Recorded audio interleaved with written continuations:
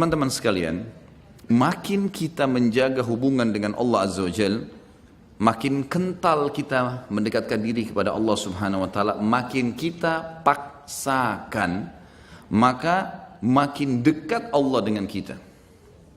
Misal contoh, antum praktekin, buat jadwal 1 bulan dari sekarang atau 1 minggu dari sekarang, 1 bulan lah dari sekarang, coba antum buat sebuah catatan sederhana amal ibadah yang sudah antum kerjakan yang menurut antum paling sempurna pribadi. Tidak usah liatin ke orang lain, tulis misalnya sholat 5 waktu. Saya dari tanggal 1 Muharram ke akhir Muharram, saya akan mulai, atau misalnya 1 Oktober sampai akhir Oktober, saya mau coba sebulan nih. Lebih baik lagi kalau tolak ukurnya 40 hari. Karena Nabi SAW jadikan patokan, siapa yang sholat tidak ketinggalan takbiratul ihram pertama imam 40 hari, dijamin baginya selamat dari sifat kemunafikan. Baik, pegang hadis itu 40 hari dari tanggal 1 Oktober sampai kita ambil misalnya 9 November, karena kan ada sampai tinggal 31 kan. Baik, sampai 9 November buat jadwal. Itu memang harus dipaksakan, paksa, nggak pakai cerita main-main, ini harus buat program dan antum harus mulai sendiri.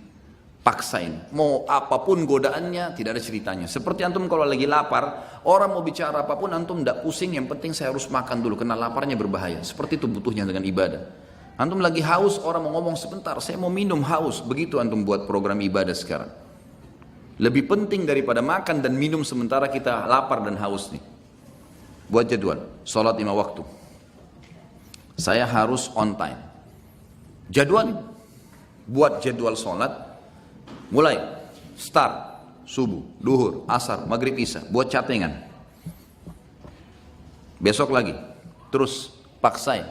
Karena 40 hari, jaminan selamat dari sifat munafik. Antum tidak akan pernah dusta seumur hidup, tidak akan pernah ingkari janji, tidak akan pernah khianati amanah, tidak akan pernah berbuat curang. Jaminan dari baginda Nabi SAW. Dan tidak mungkin Nabi salah. Tidak mungkin Allah salah. Ada sahabat 2 orang, adik kakaknya sakit perut, datang ke Nabi SAW. Ya Rasulullah, adiknya bilang, kakak saya sakit perut. Kata Nabi SAW, minumkan madu, kasih madu. Adiknya kasih madu. Rupanya adiknya buru-buru, kakaknya masih kesakitan, kembali lagi ke masjid. Ya Rasulullah, kakak saya masih belum sembuh. Apa kata Nabi SAW? Minum lagi, cari obat lain? Tidak. Nabi ajarkan sebuah konsep dasar ini. Kata Nabi SAW, Allah pasti benar dan perut kakakmu yang bohong. Enggak mungkin Allah salah. Sabar, minum, yakin, pasti. Allah pasti benar, perut kakakmu yang bohong. Penanaman akidah yang luar biasa. Harus difahami ini. Buat jadwal. Saya belum pernah baca Quran sehari. Baik, sekarang baca. Lebih mudah bagaimana? Habis sholat, buat jadwal ini coba. Setiap habis sholat teman-teman, habis zikir, jangan berdiri. Hitung pakai stopwatch, 5-10 menit, tidak usah lebih. Antum buru-buru 5 menit saja. Buka Quran, baca. Pokoknya baca. Kalau antum bisa baca 2 lembar setiap habis sholat, 1 lembar, 2 lembar, sampai isya itu berarti bisa 10 lembar per hari. Atau kita ambil ayat lah. 10 ayat habis sholat. 1 hari antum punya 50 ayat. Apalagi kalau antum bisa 20 ayat, bagus kan? 20 ayat subuh, 20 ayat duhur, 20 ayat asar, 20 ayat maghrib, 20 ayat isya. Kalau ada yang lewat, misal maghrib gini ada taklim, habis isya nanti saya double jadi 40 ayat. Atau sebelum tidur. Pokoknya 1 hari target saya 100 ayat misal.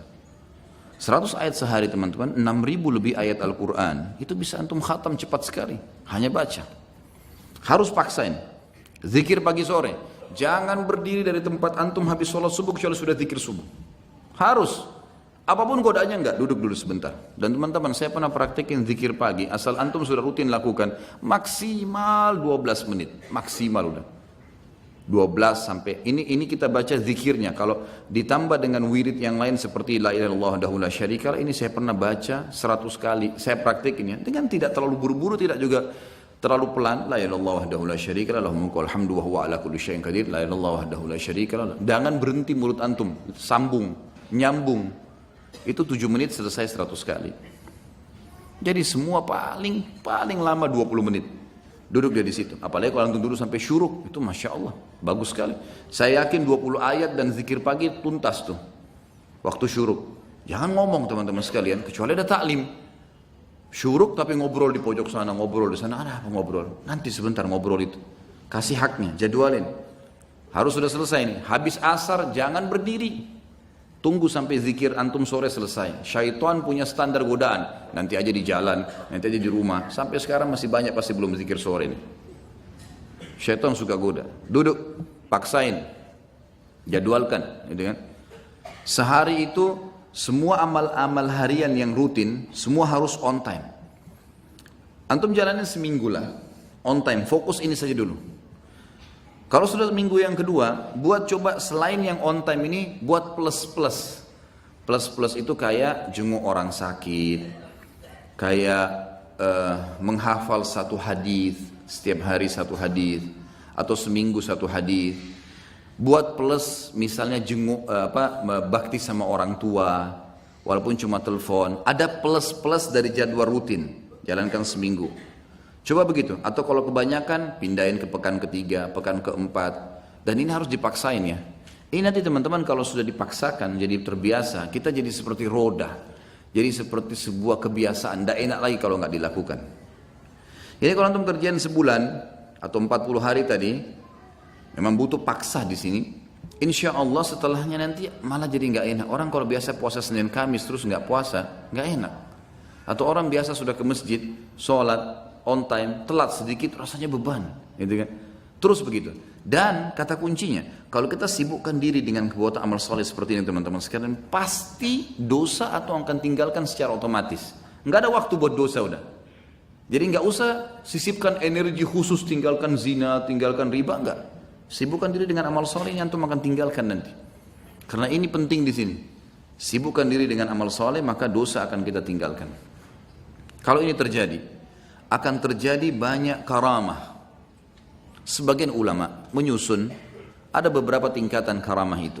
Yang pertama, yang umumnya datang kalau orang itu memaksakan diri dalam ibadah, mengerjakan yang wajib dan sunnah, meninggalkan yang haram dan makruh, maka dia akan sering melihat, dia akan sering merasakan firasatul mu'min. Yang kata dalam hadis Nabi SAW, kata Nabi SAW, firasatul mu'min benar. Ada sebuah perasaan yang kita rasakan, orang ini baik atau tidak baik. Jadi ini bisa dibedain ya dengan sesuatu kalau antum belum dekat sama Allah. Itu berarti belum tentu benar, bisa dari syaitan, sangka buruk. Tapi kalau seseorang sudah paksain diri, sudah jadwal ibadah tadi, antum bisa merasa orang ini mau niat jahat atau ini orang yang mau baik sama kita. Tapi konsekuensi ini dulu nih. Kalau sudah terpenuhi ini baru. Kalau tidak, masih antum Senin Kamis masih jalan. Ada orang sholat 5 waktu, iya, ikhwah banyak. Tapi nggak pernah puasa Senin Kamis. Entah kenapa. Apa udhurnya nggak tahu. Mau tunggu mungkin mati, malaikat mau datang baru puasa, Allahu a'lam. Gak ada alasan sama sekali. Kerja, semua orang kerja. Semua panas semua. Ramadan kemarin sudah menghapus semua syubhatnya orang yang tidak puasa. Semua dihapus. Panas iya, kerja iya. Sama semua. Sama, sudah kita dilatih sama Allah SWT. Dan wajar kalau orang menjadi lebih baik. Wajar, gitu kan.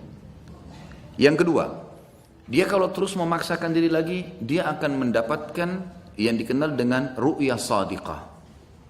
Ru'yah sadiqah ini, sebagian ulama, tentu tidak semua, mengatakan diambil dari sabda Nabi SAW, mimpi yang benar dari seorang mukmin atau ru'yah sadiqah adalah cabang dari 40 cabang kemukjizatan Nabi. Dalam hadis lain dikatakan tidak tertinggal lagi sesuatu yang benar menjelang hari kiamat kecuali mimpi yang benar dari orang mukmin. Misal antum mau pergi umroh atau mau pergi haji, mimpi lihat Ka'bah. Ada orang tua kita mau datang silaturahim, kita mimpi beliau datang, gitu kan? Banyak hal yang diperlihatkan oleh Allah SWT, mimpi. Dan mimpi itu berita gembira, membuat orang mukmin ini senang.